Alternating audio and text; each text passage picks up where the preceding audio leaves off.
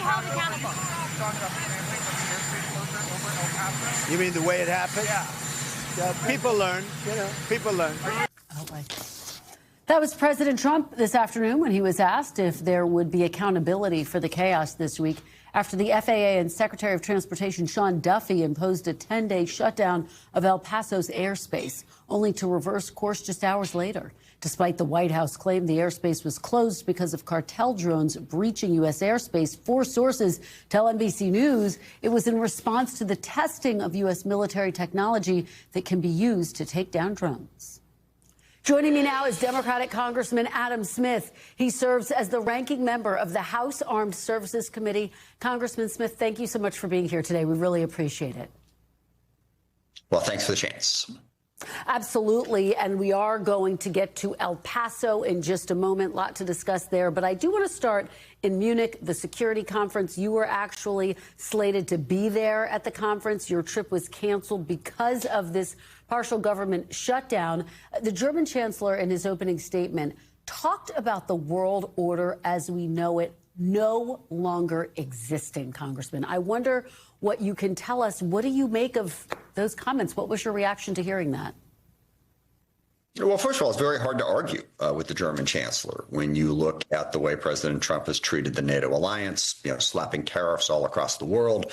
I saw a headline the other day in a foreign affairs news article that described the United States as a predatory hegemon, which is something we have not been before. Not that we don't pursue our own interests, we do, but we've had respect for international institutions. President Trump has withdrawn us from a number of different treaties and antagonized our allies and partners. So there is a change going on. Now, I still believe that the United States can still get that back in a post-Trump world, but I share the German chancellor's concern about the U.S. becoming a solo actor and not really participating in the global order that we did so much to help create over the last 80 years. Well, it's interesting you say you think the U.S. can get that back. The Danish prime minister called for European allies to band together. I want to read you what was said and then get your reaction to that. Within this context, is it possible to get back to it? Saying, quote, a Europe that is not able and willing to protect itself is going to die at some point, the prime minister said. The old world will not come back. I am pretty sure about that. So she obviously disagrees with your assessment that it's possible to get back to the old world order. How do you respond to her?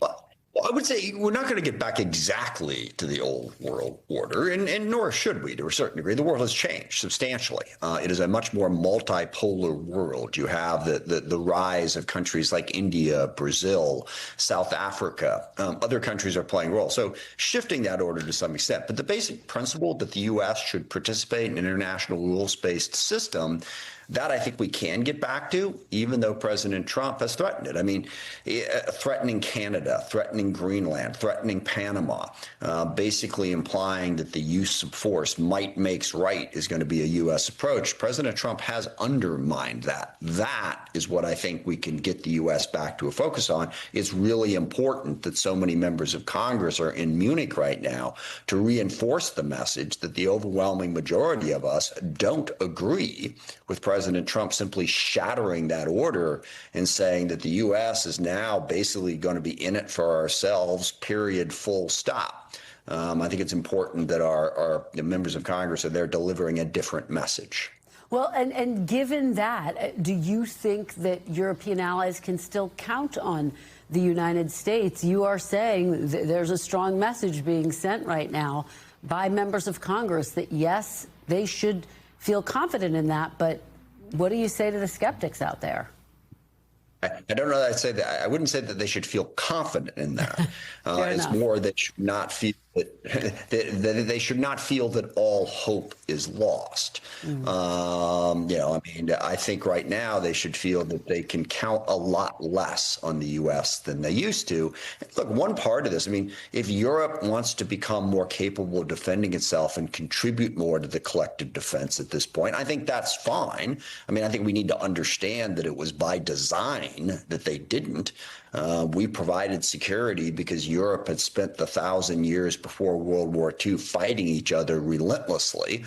So we didn't want them building up their militaries. We provided security. They stopped fighting amongst each other, and we had a pretty good 80 years. It's going to shift a little bit now, but I don't think we should lose track of the benefit of the approach that we took over the course of the last 8 decades.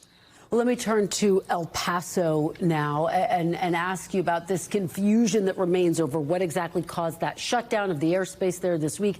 NBC News is reporting this started with a dispute or a miscommunication between the Pentagon and the FAA over testing the military's counter-drone lasers at Fort Bliss, which is right next to the El Paso airport, just for folks who are watching. Are you closer to getting specific answers about what exactly caused the shutdown? What's your take?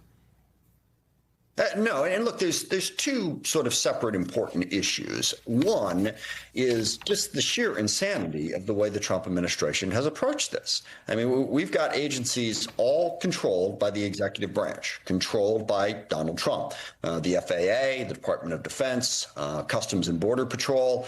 Those three agencies are all involved in this shutdown, and yet we haven't heard a clear answer from the moment this happened. Nobody has simply come out from the administration and said, okay, here's what happened. Okay, that's bad. Worse is they have not communicated at all with the local officials in El Paso. They had their airport shut down. They were not given a reason. They said it was going to be shut down for 10 days. So everyone's scrambling around trying to figure out how to deal with that. And then they said, oh, no, just kidding. We're going to open it up in a few hours. So that lack of communication, this is the way the Trump administration runs things, autocratically. They make decisions. They're accountable to no one. And that's a huge problem in this front. Now, the second thing is the actual problem going on. We got a drone problem. How do we deal with those drones? The Department of Defense is critically part of that, but you also have to do it in a way that doesn't jeopardize civilian aviation, which means the FAA and DOD need to be in close communication, and clearly they were not in this instance. And the fact that none of them are even coming out and saying exactly what happened shows that this is an ongoing problem that the administration should address. Well, and Congressman, I do want to ask you before I let you go about this funding fight over reforms to ICE. Funding for the entire Department of Homeland Security lapses at midnight, as you well know. Senate Minority Leader Chuck Schumer shut down the idea of funding those agencies separately. Agencies like TSA and FEMA, which are a part of DHS. I want to play for you a little bit of what he had to say and get your reaction on the other side. We should fund the whole package. All the Republicans have to do is meet our requests here and negotiate in a serious way, and we can pass the whole thing. Is he right? Well, I disagree with one part of that. I mean, for now, I think that the first set of paychecks that's set to go out that won't go out is March 3rd. For now, I think it's perfectly appropriate to try to get that complete deal that Senator Schumer just described, get the reforms of ICE and fund everything. But, you know, as we drift into next week and the week beyond, I don't have a problem with funding the non-controversial parts of DHS.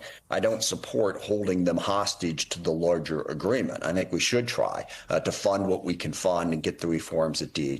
I will also point out that in the reconciliation bill that the Republicans passed, they've got, I forget the number, it's like $180 billion in excess money for DHS. Now, everyone says, well, they can use that money for ICE. Sure, they could also use that money for the Coast Guard or TSA. There was wide authority in the way that money was passed. So in the short term, President Trump can mitigate the damage and the pain of not fully funding it by using that money, and I think he should. All right, Ranking Member Adam Smith, thank you so much for your time. We really appreciate it. Thank you. We thank you for watching, and remember, stay updated on breaking news and top stories on the NBC News app or watch live on our YouTube channel.